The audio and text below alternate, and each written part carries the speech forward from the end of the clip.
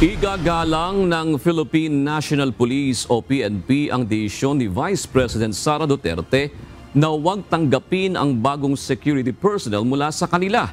Ayon kay PNP Public Information Office Chief Police Brigadier General Jean Fajardo, prerogative ng pangalawang Pangulo na tanggihan ang nasa 25 PNP personnel na inilaan para magsilbing security escort nito.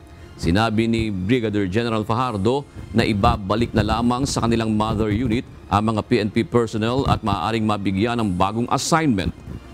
Ipinaubaya na ng PNP sa Presidential Security Command o PSC kung papayagan nila ang nais ng pangalawang Pangulo na kumuha ng private security.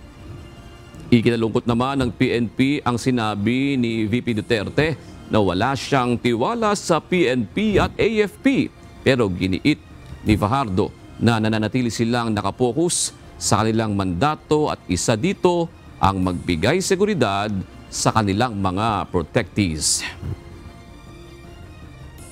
Pagka nagbigay po tayo ng PSP sa ating mga protectees po, sisiguraduhin po natin na ibubuwis po ng mga security forces yung buhay po nila para protektahan po yung kanilang prinsipal.